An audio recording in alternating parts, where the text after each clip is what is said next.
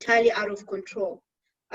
You asking for help is not an admission of weakness. In fact, I've learned that it's an admission of strength. I don't think I would have been able to make it as far as I did if I took the stance that I can do this on my own. I think life on its own is very challenging. By virtue that you're alive, you are going to face challenges in different forms and in different shapes. So it becomes quite important that you have a very strong support system so that you're able to tackle that and you're able to have an independent opinion so that people can say to you, this is not you, this is something outside of you. Of course, I'm not saying that you mustn't take responsibility, because that's also important that you do so. So by the time I left university, I left out one bit that I went to, after I failed third year, when I came back, completed my second year, I failed my third year, and then I just thought, maybe this actuarial science thing is not for me. I must look for something else. In which case, then I decided, let me go to Dubai for a year and see how I do. I think the intention behind going to Dubai is that I started getting uncomfortable at the fact that maybe I'm doing so badly at school because I'm becoming lazy and using this thing saying that I'm depressed as a crutch. So I wanted to go to Dubai to see if I can survive without the emotional support of all my friends and family, and to really decide that I really wanted to do actuarial science and this was the thing for me. And I think it's very important in the journeys that you decide, you really investigate that actuarial science is for you, because there's a lot of people that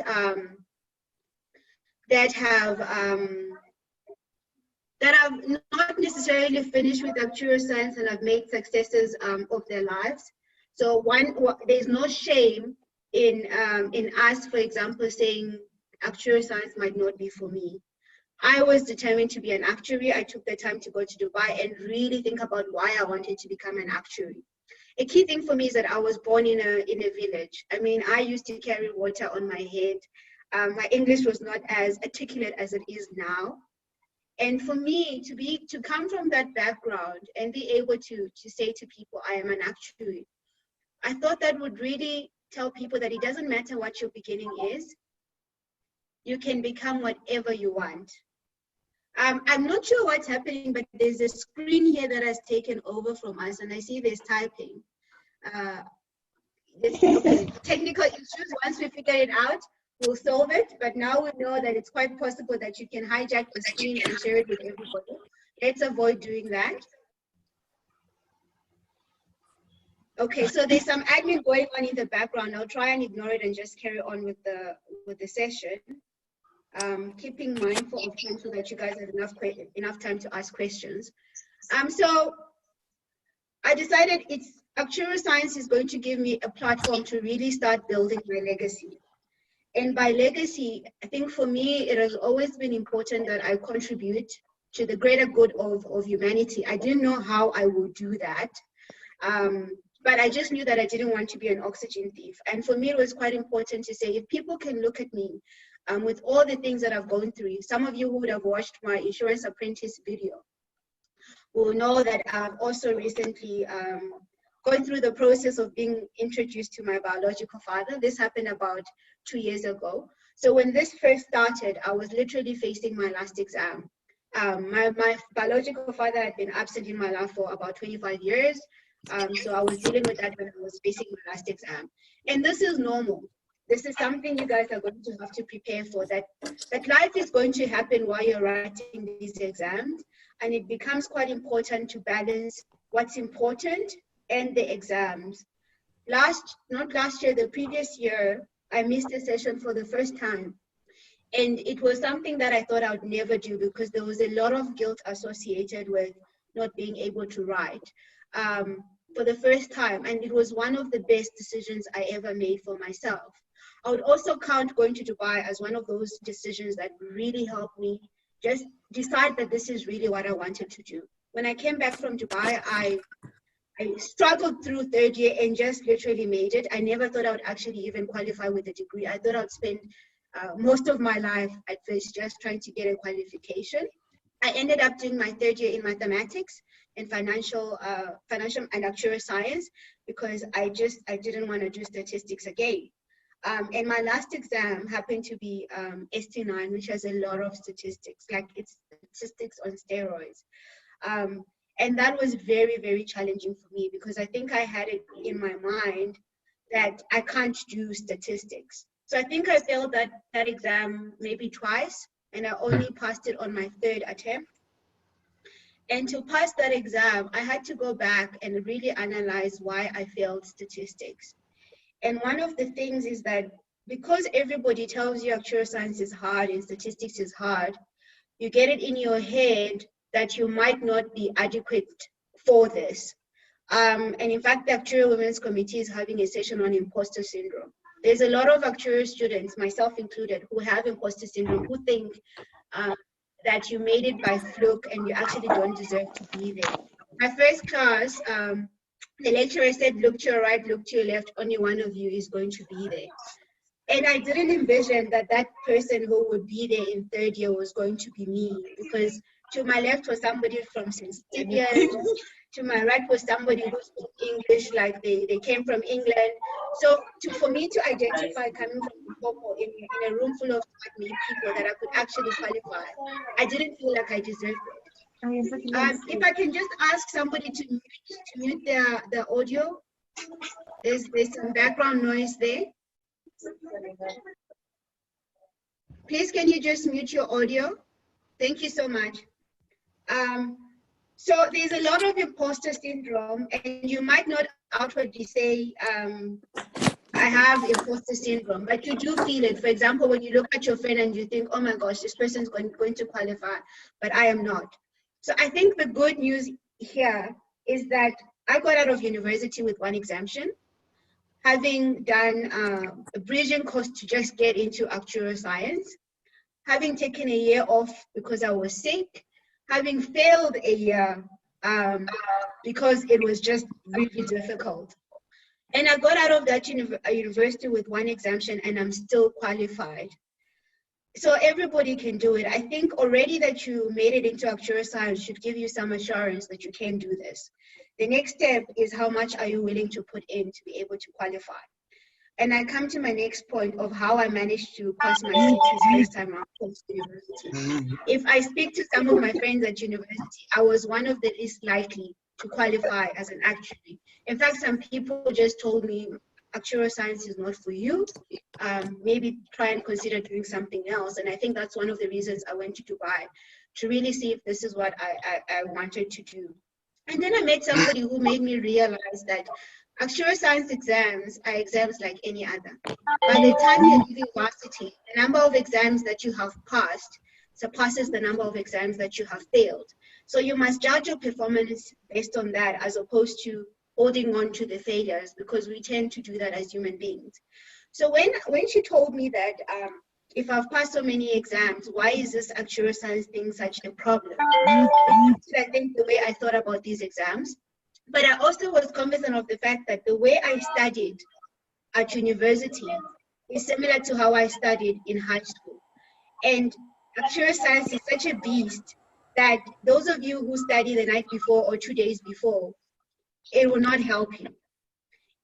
I would want to say I wish I had gotten more exemptions at university, because it would have made qualifying a lot easier and a lot faster, but I didn't. For those that haven't, you can still qualify. It doesn't mean you won't become an actuary, but it does definitely make it easier. I studied. I mean, I did at least 5 years worth of past papers. That's about maybe 10 to 15 past papers a sitting. This is after I have gone through the notes twice. I've answered my question and answer bank. I have done mock exams, and that's quite important, because I think when you're studying for an exam, you think you understand, but until you're actually writing it under exam conditions, you will only know what you don't know in that moment where you freeze, because that happens a lot. You enter into exam, you think you know everything, and you get a question just completely throws you off. So already in my study technique, I had to make sure that when I wrote an exam, I studied with the things I was very comfortable with. When I was studying, especially, it was quite important for me to focus on the concepts that I struggled with. With your CTs, practice makes perfect. Any application work, any mathematical type of work, statistical type of work, you will need to be able to do calculations in your sleep. So there's no way around practicing. So I'd encourage you guys to look at past papers if those are available and just go through them. Write at least 2 under exam conditions. Ask your friend to mark it for you, so that you can see where you're struggling and then focus on that. I also discovered that studying until the very last minute might not necessarily be the best thing to do, because even the things you do know, you start panicking and you forget them. So I think my CA1, I stopped studying 2 days before the exam because I just couldn't. And I passed that first time round. So sometimes you need to really gauge what your emotional state is, because you could displace the confidence that you have, and most times it's not a lot, by forcing studying at a time when you should be resting. And I think that's where exercise really helped me personally, because it's important to also take breaks. During university, I studied nonstop. I only got up with one exemption. After varsity, when I studied, I make sure I took breaks. I made sure I exercised. I mean, I became a beast at gym. And that really helped clear my mind and refocus. And also when you take a break, it allows your mind to absorb some of the information that you think you understand but don't really understand, so that the next day when you wake up and go through it again, you then can grasp the concept. So, and I've done different things to try and do that balance. When I was doing my CTs, I was going to gym a lot. When I started doing my STs, I picked up dancing. When I was doing my last exam, I picked up meditation. So it's quite important that you don't think just because you're doing one thing it's going to work for all your exams, because different exams require you to use different parts of your brain. I think one thing that I didn't know when I was at university is that there's a core reading and a combined reading. The core reading only focuses on the core concepts. If you can get your hands on the combined reading, it goes into more details in terms of trying to explain certain concepts that the core reading will not touch on. It also gives examples. You also get the question and answer bank, that after each section you can do your questions and answer back and just see which points you're really struggling with, and really focus on those. I know they're very expensive, but if your family can afford, you're in a position to be able to afford that, I'd really encourage you to buy your combined material pack. There's a lot of people who are more privileged than others who have that combined materials pack, who end up doing a lot better than other students just because they have that added information. I think YouTube helped me get over my fear of statistics. One of the things that I must say is that at university, because you're a big class, your lecturers won't be able to assist you as much on your weaknesses, because there's a whole class of other people. So even in the explanation, if you haven't understood a certain topic in a lecture, they'll move on while you're still stuck on the one thing you didn't understand. The advantage of using YouTube is that value at risk, for example, I think I only fully grasped it when I did my ST9, my final exam, because I saw some guy trying to explain to, I think, nurses, because they do statistics as part of their courses, and he was explaining that concept.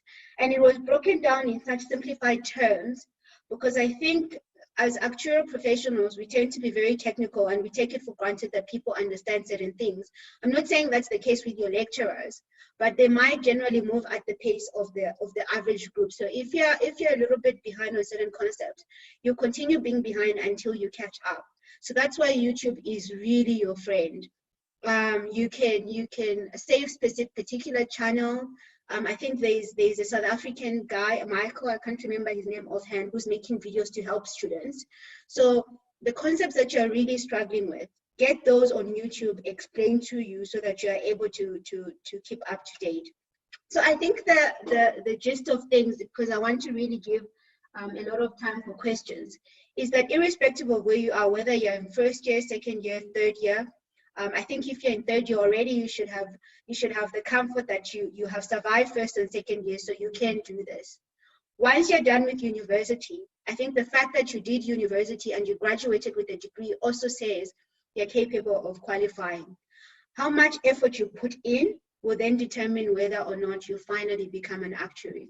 But I must say, just based on myself, the odds really were against me, and statistically, I shouldn't have qualified. And I'm not the only one. There's a lot of people who statistically shouldn't have qualified that have ended up qualifying just because they were determined to do it and they were willing to put in the hard work.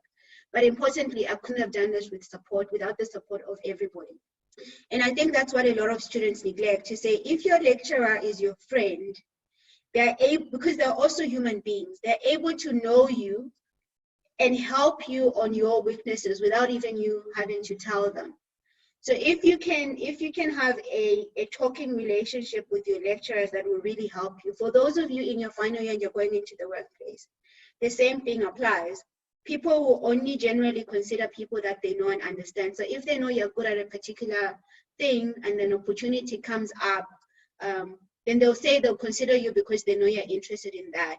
It is very difficult for you to get exposure and certain knowledge if you stick to the clique that you're always with, because even in terms of your knowledge base, you only know what's within your group. If you expand your network a little bit more, you'll be able to get particular information from other people that under normal circumstances you wouldn't have access to. So one of the things I made sure I did is really get involved in the profession through my involvement with ASABA, to the point where I became ASABA president, and now I sit on council as the ASABA representative. That has given me access to people that under normal circumstances I wouldn't have access to. The presidents, the past presidents, CEOs of companies. On my own, I wouldn't have had that access. But because I'm part of a collective, I was able to get that access. So your success is going to also be partially be helped by how big your network is. And in fact, a lot of people say your network is your net worth. That applies at university, and it also applies in your working career. So I think for now, let me pause and just say, are there any questions?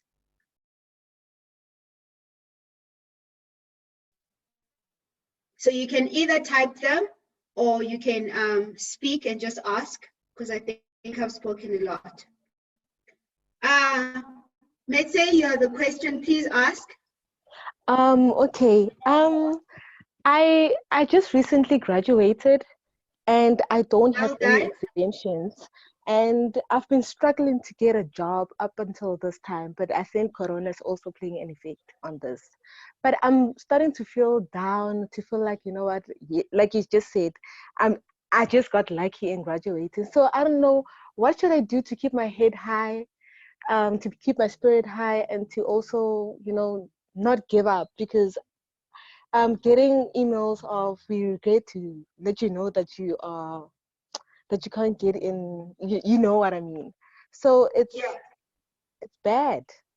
So I don't know what to do, or whether I should write independently before applying for work. I'm very confused at the moment. So I can completely relate to that. It took me 8 months to get a job as well. I think what also disadvantaged me, on top of only having one exemption, is that I'm also a Zambian national, so I wasn't qualifying for BEE. So definitely, that's why I always say, get as many exemptions as you possibly can. If you can sacrifice 3 nights of drinking to really focus and just get that exemption, do so, because it will help you in terms of your job. Getting a job, first of all. Second, it will also help you in terms of what your starting salary is going to be. The more exemptions you have, the higher your salary. But just to get back to your questions, what helped me is my network again. So I think it's quite important to keep busy and have income coming in, and not be, I don't know what word to use for this, but not think you can't mop floors just because you have a degree. Do not think you're too good to do any job, because the important thing is to make sure that you're coming out of the house, you're going out there, and you're working. And in those interactions, you don't know who you're going to meet. one of the tips that I was given when I was looking for work, when I was struggling and feeling very like I'll never get a job ever, is that they told me to have coffee dates with people. To say, if there's somebody at Deloitte, if your uncle, your aunt knows somebody at a company somewhere, EY, whatever, PwC, whatever the consulting firm is, if you want to be in insurance company, ask those people out for coffee for advice. Sometimes it might be that it's just your CV, so somebody reviewing your CV might help. Sometimes it might be where you're applying. If you're on PNet but you're not on LinkedIn, looking for a job is a full-time job. So it's something that needs to be taken very seriously. When I was in Dubai, I was waitressing. So I was quite happy to start waitressing while I was looking for a permanent job. I just got fortunate in that when I finished my final year, I did my vacation work at Liberty. And then I just worked there as a contract worker on and off sometimes when they had work for me, until my boss helped me find my permanent job. And that's one of the things. Do not take for granted that just because what you're in right now is not what you're going to do, that you shouldn't give it your 100%. You must give it your 100%, whether you're sweeping floors or whatever you're doing, because if you clean that floor really well, even if your manager or whoever is there can't hire you, at least they'll be able to refer you to somebody else who will be able to help you. So that goes with you guys who are still in university. If your lecturer sees that you're very hardworking, your lecturers have connections outside of universities, they'll be able to say, this person is struggling. So reach out to your lecturers. Au pairing is also one thing that helps. Tutoring helps. I think there's a few companies that help tutoring, so you can still maintain earning an income via tutoring. If you're tutoring, the parents of your students might be able to help you get a job. And I think, and now I might get slightly racial, but our people who, for example, have white friends, those are not bad connections to have, because most of those people are directors at companies. They might be able to just look at your CV and say, oh, maybe this, just give it to somebody. Sometimes just somebody giving your CV to somebody else carries more weight than if you do it via the app. So I'm just going to read through some of the questions. Which companies how long did it take me to qualify? So I graduated in 2010. I qualified as a master associate member of the Actuarial Society of South Africa in 2008, towards the end of 2008, and then I became a fellow of the Actuarial Society of South Africa in 2009. So if you count, we're in 2019, I graduated in 2010, including when I left varsity, many years. In fact, I got to a point where I thought I would never qualify. And no matter how many exemptions I had behind me, even at my last exam, I feared that I would never qualify. So my first company was Liberty. Before that, I did some vacation work at Aon South Africa that really helped me in terms of just getting accustomed to the work environment. So if you're not applying for ASABA vacation work, you ought to, because it might really help you. And then I went to Centric. I was there for 8 years. The reason I stayed at Centric for so long is one of the things my mentors kept saying to me is that changing job is one of the most stressful things you ever encounter.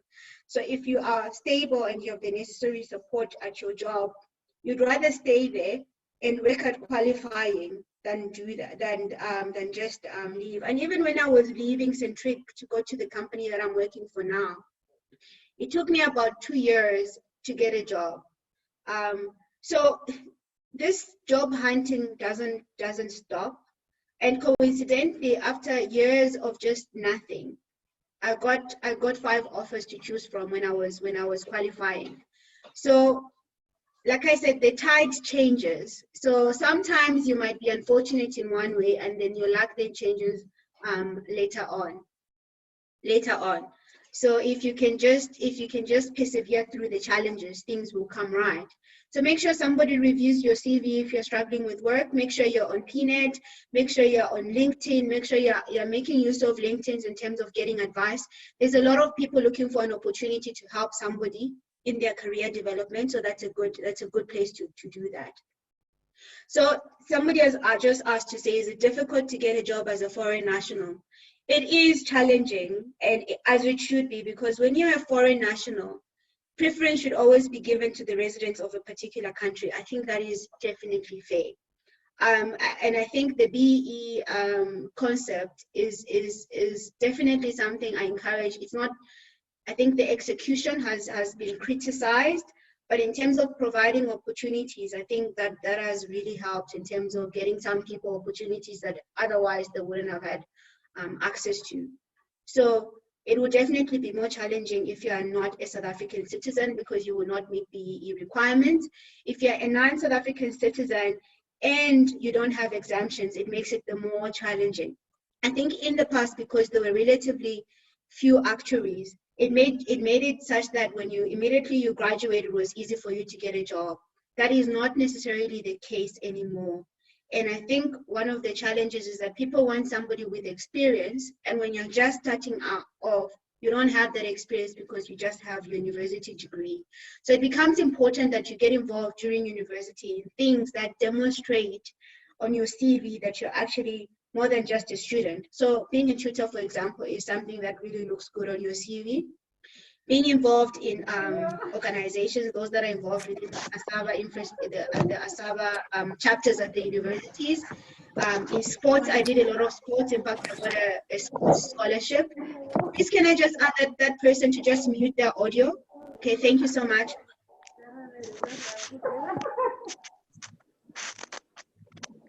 So I did get vacation work via ASABA. To apply, you just go to the ASABA website. I think we do 2 applications a year, one for the June intake and one for the December intake. So if you're not familiar with ASABA and how it helps, it's quite important that you do that. Please, can I just ask that person to mute their audio? I think we're hearing mom in the background. If you can just mute. It disconnected you.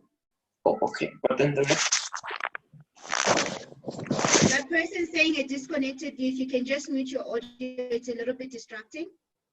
So how did I get the opportunity to go to Dubai? There's a lot of people, so vacation work, apply. You can do it online. Make sure you're registered and you're receiving ASABA emails, because we do communications to tell people that the applications are open.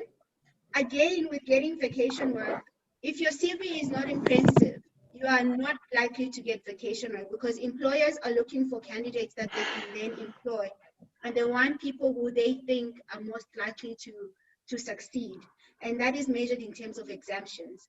If your exemptions are not on point, then you have to rely on your extramural activity at university. So I was chair of Housecom at some point. Like I said, I got a sports scholarship. So you have ways of making your CV impressive, even if academically you're not very strong, because there's a lot of people who also believe that not the complete A students are the most successful. Sometimes it's the ones that have a balance, because they can sort of navigate social EQ and IQ a lot better. So that helps to have that on your CV. I'm just going to read through the emails. So I've answered the application. Going to Dubai, there's a lot of companies looking for people. If you're going to teach English in Korea, so if you just go online and look, if you're really serious, you'll definitely find something. The company I used was, I can't pronounce it now, so maybe I'll just, after this, I'll put it on my LinkedIn. I'll just make sure that it's still working. But those people recruit South Africans to work in Dubai. Because Dubai is such a rich country, it's cheaper for them to get labor outside the country, and so you can get a job. And they organize visas, they organized flights for me. So all I had to do is literally just get on the plane and go. I was fortunate that the person who ran the company was a librarian at my old high school. Again, when I was coming back to the point that your connections, you don't know when they're going to come in helpful. So the bigger your network, the better for you, because you never know when you might use someone. Indeed, congratulations to the lady who just graduated. So a chartered enterprise risk actuary on a day-to-day, it depends on your role, because I am a CIRA, but I'm not necessarily a chief risk officer. I think all actuaries, irrespective of your qualification, part of our job is risk management. Because whether you're pricing a product, you need to ensure that there's going to be sufficient profits. You need to make sure that the policyholders are not unfairly charged. You need to make sure you have a lot of stakeholders to juggle as an actuarial professional, irrespective of whether you're in banking, whether you're in risk management, whether in wider fields. So I think the qualification on its own teaches you how to juggle those things. So a chartered enterprise risk actually basically takes care of the risks of the company, depending on what level they're at. So some people might, you might look at your compliance risk, your regulatory risk, your solvency risk, and various other types of risks. I think there's an episode of The Insurance Apprentice, 2 episodes actually look at those particular risks. So if you just watch The Insurance Apprentice, for those of you who are interested in being in the insurance industry, it will help you understand what a chartered enterprise risk actuary actually does and what an actuary does, because we had 2 actuaries in the top 2. I don't think they ever expected that to happen. But we have 2 actuaries who have shown personality, I think. In terms of your cover letter, I think try and get to the point as quickly as possible. Highlight your strengths. Expand on some of those things in your CV that you are not allowed to really expand on, because one of the things that's important about your CV, it must be easy to read. If there's too much detail in a CV sometimes, and this depends on the level and whatever job you're applying for. Some people might be lazy to read it and go for one that's easy to read. Your cover letter is what you use to really stand out, the thing that makes you unique and why you qualify for the job. I think when you're applying for a job, a lot of people, what they do is that they do not tailor their CVs to the job. So if you're, for example, really job hunting and there's a lot of jobs and you really genuinely can't get to it, your cover letter is the opportunity you have to say why you are really qualified for the role you're applying for. So your cover letter is the thing that you really might want to be different for every application you make, because you're making it specific to the role you're applying for. But also you're giving the person who's going to receive your CV an opportunity to look at you as an individual, not just a CV, but you as Memory Zimba, to say what are your strengths, what might be your weaknesses, what are your passions, and if there's alignment, then you can then say we're going to hire this person. I think also what's critical and very important to remember is that when you're going for job interviews, I know when you've been looking for a long time, you don't always have the luxury of choosing, but when you're looking for jobs, as much as when you're interviewing, that the people are interviewing you to make sure that you qualify for the role, you're also interviewing the company to make sure you're a good fit. What we tend to do as individuals is that we don't see what we have to offer. So when you're going to a job, you must make sure you understand your value. That is very, very important. Even when you're entering into an exam, I think one of the things I'm very grateful for is that ASA makes use of church when we're writing exams. So at least you can say, hallelujah, God be with me when you're sitting there and writing exam. But I think for me, from an emotional perspective, having that confidence to say God is with me, and it doesn't have to necessarily be God, whatever boosts your confidence. When you're sitting in an exam situation, it will help you. The same thing when you're sitting in an interview, when you're writing your CV, you need to really write down what your strengths are. What are your strengths? So in the interview process, that must come out. And then you must also look at what type of company you want to work for. So that when you join a company, you're not there for only 1 year, but you're there for 3 years, and really make sure you use those 3 years to learn and build knowledge and put it under your belt. Just the next question, do you think qualifying as an actuary is worth it? That's a very good question. Look at me, even my teeth are whiter than normal. So I think I would say it's definitely worth it for 2 reasons, I think, 2 key reasons. First of all, it was worth it for me because I understood why I wanted to be an actuary. I think those sleepless nights and writing those exams, it's not worth it if you don't understand why you're doing it in the first place. So before you even think about qualifying, just when you're at university, be very clear on why you want to be an actuary. I was fortunate enough to have Daphne Horowitz, who is a leadership coach. She's on Facebook, and I'll also share a link there to her page, who is a qualified actuary who became a life coach. And she asked me, she challenged me to say, Memory, why do you want to be an actuary? Why is it important to you personally? What is it going to give you? And why are you doing it? Because if you're doing it for your parents, when those sleepless nights where you're looking at the answer to a question paper and you still don't understand what the question is asking you, in those moments where things are really tough, it's quite important to understand what you're doing it for. When you have that down, it'll become worth it. I mean, the very opportunity to be here and talk to you guys, that you guys took the time to actually log into this session, to hear me speak, for me, it's worth it, because that's what I wanted to do. For me, it was about legacy, for the opportunity to inspire other people and say, irrespective of what struggles you might have to go through, it's possible to get this thing right. So already I've fulfilled that goal to say I'm able to assist somebody else who might be going through something I also experienced, to make it just a little bit easy for them. So it's worth it. In terms of financially, what it gives you, actuaries do not earn peanuts. So that means some of the things, traveling, I love to travel. Qualifying as an actuary allowed me to have that kind of lifestyle. Being able to sit at a slow lounge at an airport when I'm going for a meeting, that's not something a lot of professions can be able to do. So from a financial perspective as well, it really does help you. In terms of being able to uplift your family, we all know about black tax.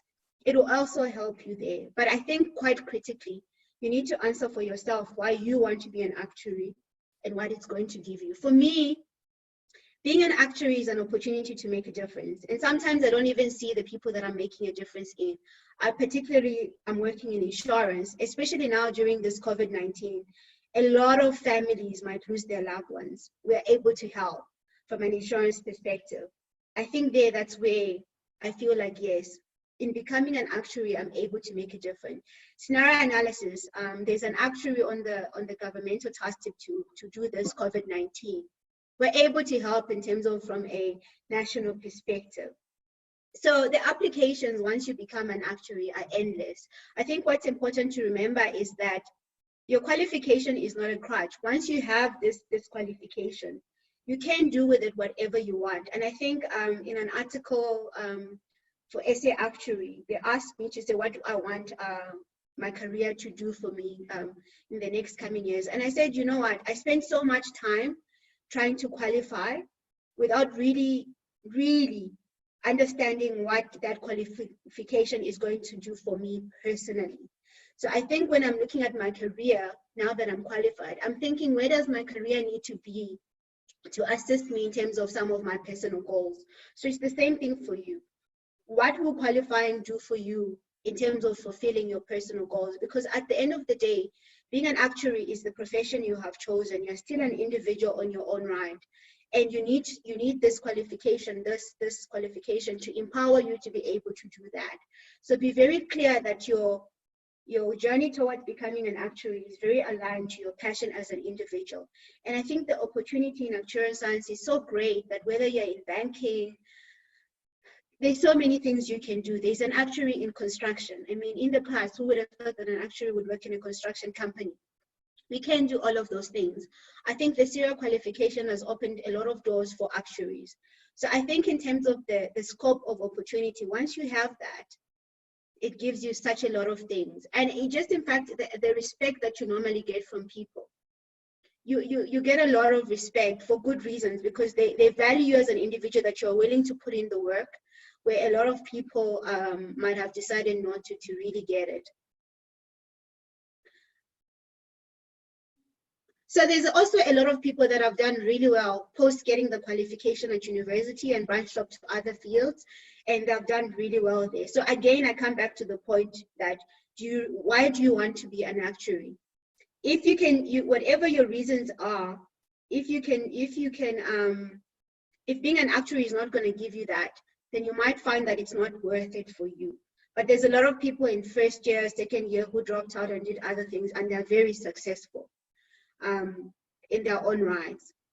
So I think this qualification, you must really make it personal for you, for it to work for you. I would not advise people to write exams while at varsity, because I think the number of the exemptions that you have at university are sufficient that you don't need to start writing exams. You're just giving yourself unnecessary stress. So when you're at university, focus on being at university. I think when you're living life, it's quite important that you live in the moment. Post-university, you'll never get an opportunity to go back and relive your university life. So it's quite important that you make the best of that situation. Your first few years of working, you're also not going to have a lot of responsibility. So you might have some time to socialize a little bit, not to say you must overdo it. Your exams are quite important. But it's quite important that whatever stage you are in your life, you take full advantage of that. You're not going to be young forever. You're not going to be allowed to do some of the things you're doing now forever. So focus on being a student, enjoy being a student, make sure you get all your exemptions if you can, and let that be your focus.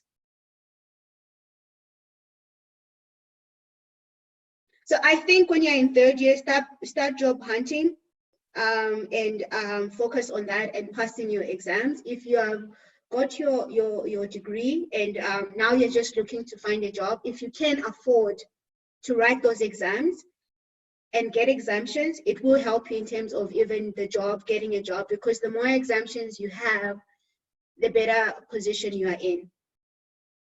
So if you can do it, I know people who took a break from job hunting, from working, just to try and qualify. It worked for some, it didn't work for others. So you really need to listen to your inner voice in terms of what works and doesn't work for you. So which actuarial subjects do you think is easy to get exemptions for? So I think what people need to understand is that your strengths are not going to be the same as the next person's strength. So for example, business accounting has been said to be one of the easy exemptions to get. It was very, very difficult for me. So I think play to your strengths. If you think you're not going to get a particular exemption, maybe try and just pass that exam and then focus on the exam that you can get an exemption on. However, I would caution you against doing that as well, unless you really, really are confident in that you can really pass, because you also don't want to neglect a subject and risk failing. So I think you must try and get every exemption that's available, because it will take you the average, I think, qualifying time post-university is 10 years. Now that's a long time. If you can shorten that to 2 years because you get all your exemption, that's a win. Your more practical exams, I think, are a lot easier to get, but that is dependent on the fact that you understand the concepts. So your practice questions, because you can practice a lot, you'll then be better prepared to do your exams. So I think your CTs generally are a lot easier than your STs because there's a lot of reading, and the way you were taught to study in high school will help you with your CTs. But once you get to your CTs, you might have to change your exam technique. So again, get as many exemptions as possible. So the next question is, you kept writing after your varsity. Thing is, once you get a job and the money is satisfactory, there's really nothing, since most actuaries are so with that, again, why are you trying to qualify as an actuary? If it's just about the money, the more so normally how it works is that most companies, every exam you pass is an increase on your salary. So it's very unlikely that you will not have the motivation to pass an exam if money is your objective, because the more exemptions you have, the higher your salary. And in fact, when you're changing jobs, people who are qualified actuaries find it a lot easier to get jobs than those that are not qualified. The ones that are not qualified that have really done well have really stood out in terms of shining, either it be personality or whatever the case might be. You must find a way to stand out outside of exams. And even after you're qualified, the fact that you're a qualified actuary in a sea of qualified actuary, you become it becomes again like you're starting from scratch. So personality, work ethic, all those things are going to help. But again, decide why you want to be an actuary. It's for money. If it's just for money, you can do a lot of easier things for the money. You don't need to be an actuary for money. But if it's broader than just the money, then qualify. It's worth it, and it's something you started. So there's also what you call a utility. There's a satisfaction out of saying I started this journey and I completed it. I must say, when I got the news that I passed my last exam, I remember I was sitting at Nando's, and people say you always remember where you were and what you were doing when you got the news that you passed your last exam. I was sitting at Nando's waiting for my cousin. When they said to me I passed, first of all, I didn't believe it. I had to check. Then I thought, okay, they made a mistake. Maybe I didn't actually pass. And maybe they're going to come back and say to me, no, you need to rewrite this thing. So I checked and checked again, and I qualified. I promise you, I couldn't eat. I was so relieved. I can't even say I was happy. Like, I was ecstatically happy. I think being happy came later. And then I just felt so exhausted because it's something I'd been working towards for such a long time. When those nerves had settled in, I was like, sure, memory, Zimba, well done. Well done, you did it. And that type of self, well done, nobody can give it to you until you have actually gone through the journey and qualified. So I'm just going to move a little bit faster because I don't want to neglect answering questions. So studying during lockdown, if you have access to internet, as you all who have logged in have, use YouTube to get to those concepts that you are struggling with. You have your notes already. Pre-read ahead. I know it's very difficult, especially when your exam is very far. I struggled with that. Even post-university, I struggled with keeping a consistent mindset in terms of studying. But the people that managed that, I'm not sure if you've heard, when I was at varsity, there were always stories of how Rantimo Tapo was the smartest and what. With the smartest came, he worked hard. There were stories of how they used to study in winter with their feet in coat buckets to stay awake as they studied. So I think that differentiates people. There's no substitute for hard work. So if you can put in the hard work now, and I know that not every environment is conducive to studying, you'll fare far much better once universities reopen, because you would have understood certain concepts. If there were concepts you're struggling with in the past, use YouTube to Google and see all these things that you were struggling with and really cement that knowledge. So when you go back to university, you are really putting yourself ahead. Because I think what's going to happen now when schools open is that they're going to pack a program that was supposed to be over a certain period in a very short time. The people that are going to thrive are those people that preempted that and are already now studying, not those people who wait until they go to university before they start doing the work, because there's going to be a lot of pressure on you guys once this lockdown is finished. So study online, read your books, read your notes, the things you're struggling with, do that. If you can do past papers, do past papers under exam conditions, mark them yourself. Yeah, have study groups. I think it's also a lot easier when you're studying in a group, but also make sure that you're actually doing study and it's a productive study session. The advantage of being in a group is that you also hold each other to account.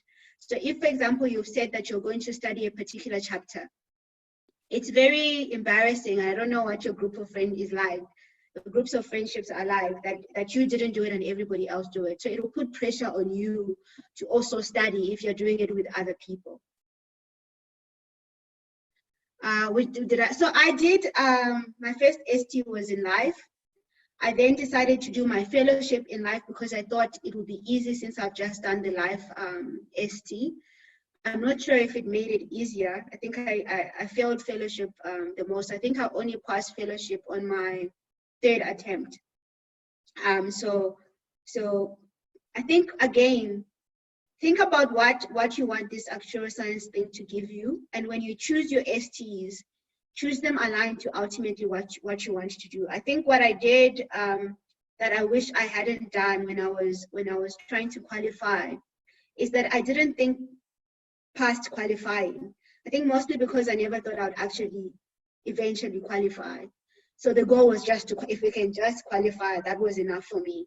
But once you qualify, and I saw it in my last 2 exams, that I then became scared of qualifying. I know it seems counterintuitive, but I became scared of qualifying, because then the goal that you've been working on for so long is done.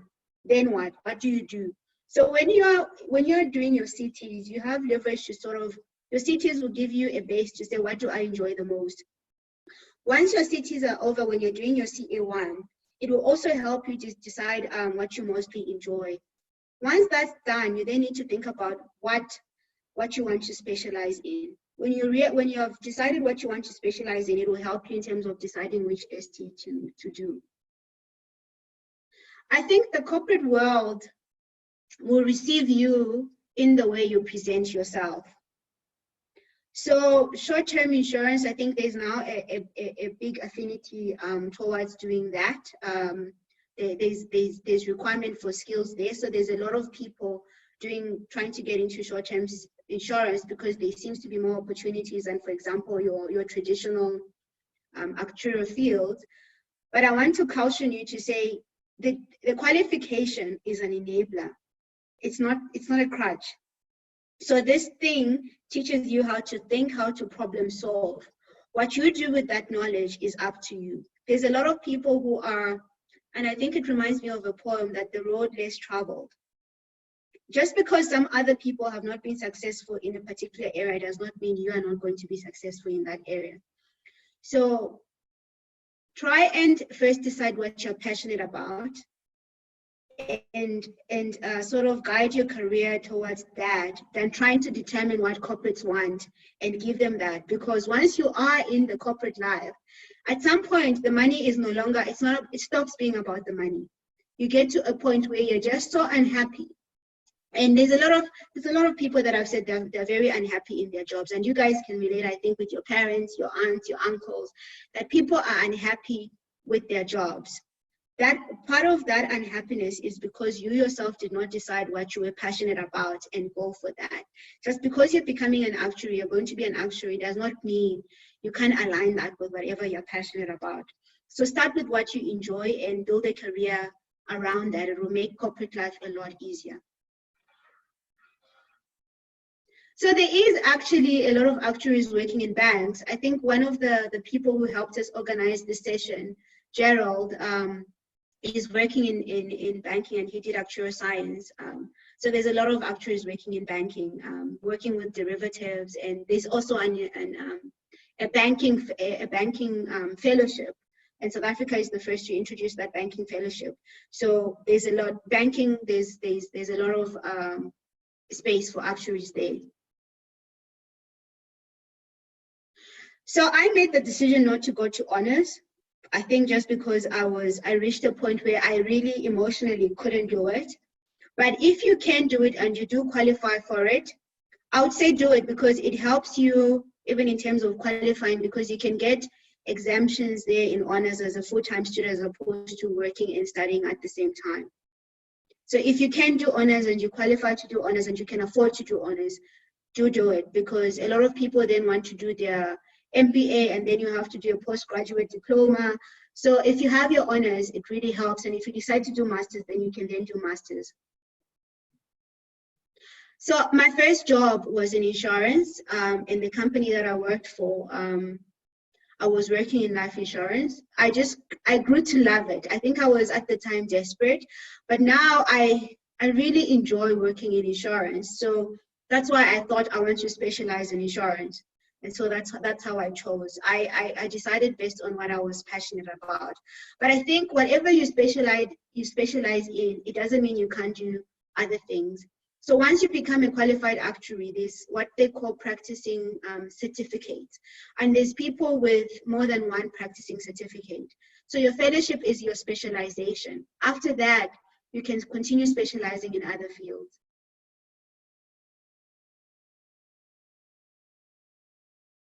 So how did I deal with setbacks of failing an exam? I think, of course, the first thing that happened is I cried a lot. And then once the crying stopped, I think I And I must say, I wasn't very good at it because I was very hard on myself. And I assume a lot of you also are. I think I got to a point where I accepted that failing is a part of life and it's an opportunity to learn something. I think the subjects that I did fail, when I repeated that subject, there are things I picked up that I didn't know, that I did a lot better on. So in terms of your knowledge and understanding, when you fail a subject, it forces you to really look into it. I think what failure also taught me is to be able to open and communicate with people. Because when you fail something and you reach out to somebody and say, this is how I'm feeling, and they also say, oh, maybe I went through the same thing at some stage, it helps you understand that failure is a part of life. So if you're facing failure for the first time at university, it's something that's a part of life. And the sooner you learn to deal with it, the better. Failing, you can only say you've truly failed if you didn't pick yourself up and try again. So in your actuarial exams, you have many opportunities that you're going to fail an exam that does not make you a failure at all. You repeat that and you pass it. I think some of the most successful people in the world failed. If you look at your Bill Gates and all these billionaires, a lot of them failed, but it didn't dictate how successful they'll become. So I think that's very important to remember. Do you think that doing honors in something else other than actuarial science will help in terms of qualifying and working as an actuary? I think because you are at a stage where you're trying to qualify, I would advise you to do your honors in actuarial science simply because it's going to help you get more exemptions. If you're not yet sure that you want to do actuarial science, then I might suggest there that you maybe consider doing honors in something else, and then you can decide after that to say, do you want to continue with actuarial science or not?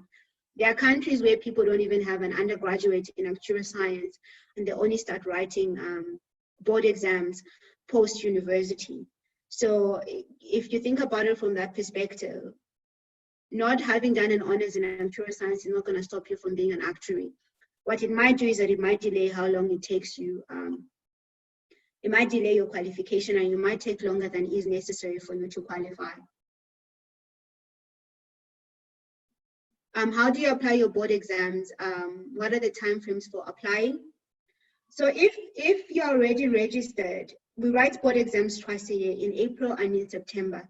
The Actuarial Society of South Africa and the Institute and Faculty in the UK, for those people registered with that institution, send out emails to say, this is, you can register for these exams, the sessions are open, and then you just register.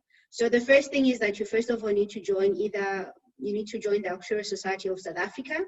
I would advise you to especially join the Actuarial Society of South Africa, because once you finish your CTs, you'll then be learning legislation applicable to the country.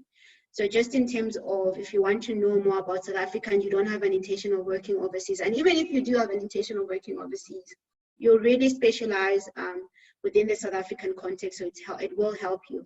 And South African actuaries are really, I think they're looked upon to be a little bit extra, I think. So I've heard, don't quote me on that. So just getting your qualification through ASA might help you later on. So there's two ways you can register. First of all, when you apply to become a member of the Actuarial Society of South Africa, and I think that goes with everything else, is that you need somebody to be your referral, to say, we think this person is able to become an actuary. So admit them, let them become a member of the Actuarial Society of South Africa. So that's your first step. You join the profession, and then there you'll start getting communications that will help you in terms of when to apply, what to apply for, and the costing behind that. Vacation work in June is difficult. At this point, we're just trying to see what happens. We are trying to find out ways, the same way we found remote ways of doing these mentorship sessions. And I think there's 10 more minutes so that the recording isn't too long. We're going to find a way to try and see if people can work remotely. However, that might not be possible just because of the fact that companies are really tightening their belts.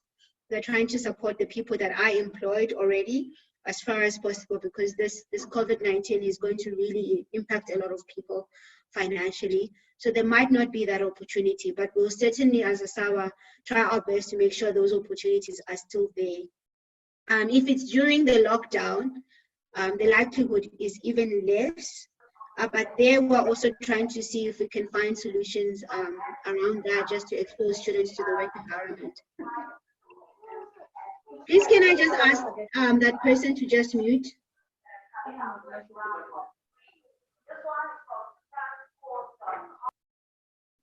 Thank you. Are the things you deal with at work the same as what you do in class? So what I found is that your university career, depending on what field you go into, you might not do all the things that you studied in university. However, for the exams, to pass the exams and qualify, you're definitely going to use that. What being in work does for you is that it gives you practical experience to some of the topics that you did at university. So if, for example, you're working for an insurance company and you're going to do your board exam, your STs in insurance, for example, that would definitely make it easier for you to pass that exam. But I just want to also remind you guys that just because you're not using something now does not mean you will never use it. There'll come a point in your career where you actually have to go back to basics and calculate those QXs for those in third year in your work life that you won't do early on in your career, but you do later on. So really your foundation is quite important, that you remember all those things, and you might not use them immediately you start working, but at some point you definitely will make use of them. So what are the other rewards of being a qualified actuary other than the good salary? Again, for me, I think the salary is not that important for me. I think I've realized that in life, your passion is very, very important. I think being an actuary has allowed me to be able to, I love empowering people. I think being able to do this is a product of my having qualified. I don't know if I was in first year, if you guys would be listening to me, but qualifying as an actuary has helped me pursue my passion. I love traveling. It has allowed me to do that. I like contributing to community issues. I think being a SAWA president is that I get invited to contribute to things of national importance. I speak sometimes at government gatherings. I had the opportunity to meet Patrice Motsepe and Precious Motsepe. Those are opportunities I wouldn't have had if I had not been an actuary or been in the profession. Of course, there were other professionals that were also invited, but that's what being an actuary has, and being in the actuarial profession has given me. I think what's important to remember here is that everybody who's studying actuarial science is studying just like you. For you to be able to differentiate yourself, even amongst qualified actuaries, there's some actuaries that are known more than others. The reason for that is that they are differentiated themselves, and in most cases, they have done so by following their passions. So it's quite important that you align your career with your passion and make sure that the two leverage off of each other. I think what has helped me stay motivated is really that at times when I'm struggling with work, SAWA is going really great. I'm feeling like I'm making an impact there. When things are frustrating in my SAWA life, the work life is motivating. So that gives you that nice balance. And of course, when I bring in my social life, I also have that. I think the opportunity to engage with a lot of people has also been really, really great. I think this is going to be the last question. It's been an hour and a half. What exactly do you as a life actuary do? So if I give an example of today, I was looking at a model, automating a model with a consultant. They're helping us build a model to make it easier to do certain calculations better. I've been doing regulatory returns because the Prudential Authority wants to make sure that insurance companies are well capitalized. The financial, the FSCA is making sure that from a conduct perspective, we are treating our policyholders well. So they have a role to play as well in terms of when we're doing our pricing, making sure that the policyholders are also taken care of, that we're not unfair to policyholders. I build models sometimes. At this point, I'm doing a lot of supervising because I'm an actuarial manager. So a lot of my job is supporting the actuarial analysts with some technical expertise, advice in terms of qualifying. So I must say, at the moment, I'm really living my best life because I'm doing the things that I'm passionate about. When I feel like building a model, I can do that. In terms of being able to help, in terms of where the business is going, I have an input there as well. So my role as a life actuary is very exciting, and I'm excited because I don't do any one thing. I get to work on a lot of things at the same time.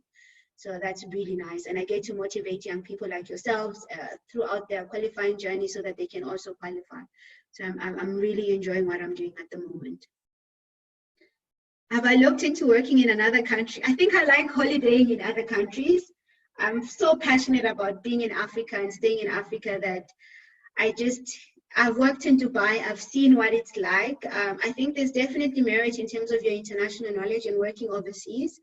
For me personally, I'm just so excited about South Africa and all the different possibilities that are in Africa that working overseas has not really been a priority for me. I'm excited at the opportunities within South Africa and the fact that we can build better tomorrow for the people in South Africa. That's my passion. So that's why I haven't really thought about working elsewhere.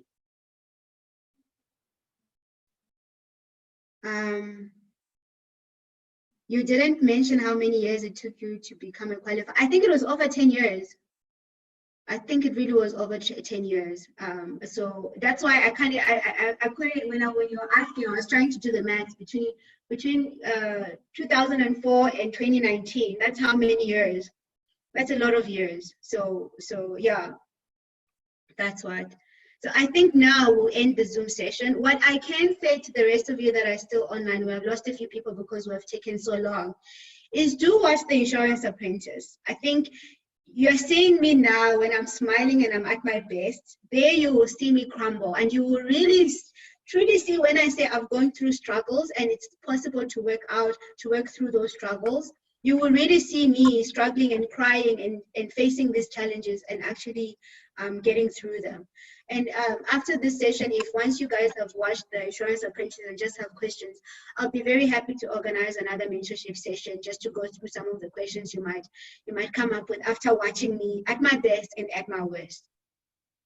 So thank you so much to everybody who made time to do this. And I'm looking forward to the university chapters, the various university chapters, inviting more people to come and speak to you guys during this lockdown. So well done to all the university teams who made this possible and advertise. It's been fun for me, as much as I hope you have enjoyed it. And this really is my passion. So whether it's on LinkedIn, on Facebook, on Instagram, I put a disclaimer that on Instagram, Facebook, I'm not really good at that. And today I actually figured out after many years what my Twitter password is. So I'm not great with social media, but I'm generally good with LinkedIn. So thank you so much for joining me. And I look forward to your questions post this session. So the YouTube channel, we are still looking into that, but we will save this recording and put it on YouTube. So for the people who weren't able to access those due to connectivity issues, that they'll be able to access it. I'll share the link to The Insurance Apprentice on my LinkedIn page as well. Yes, Memory, definitely. You, we'll share the entire session after the show. Okay, great, fabulous. So thank you so much. And if you have requests of university people, of the people you want to be on this mentorship session, do let us know and do let them know, and we'll see as far as possible from an ASAWA perspective on how to make it happen. Thank you, everyone. I look forward to interacting with you outside the session. Have a good evening. Cheers, goodbye. Cheers, bye. Thank you, goodbye. Bye, thank you. Thank you very much. Thank you, bye. Thank you for attending. Thank you. Bye. We hope it was valuable for you. Thank you, Kara. Thank you very much. It was a very informative session. Thanks, I'm very Didi. glad, thank you. You should drink more often, please, if you don't mind. Thank you, I think Memory. before everybody goes, I just want to thank Gerald for making this session possible for us. So thank you so much, Gerald. And I hope we can do a mentorship session with you as well, although you're not an actuary, but I think the students can learn a lot from you as well.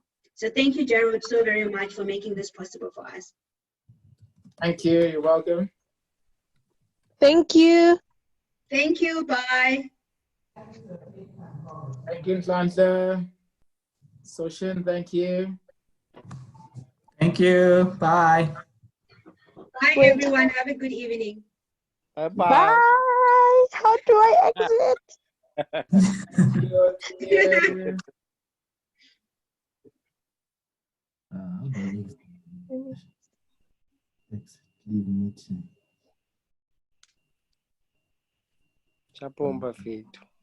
Is leave Sharp, meeting. sharp. Sharp. Cheers, everyone.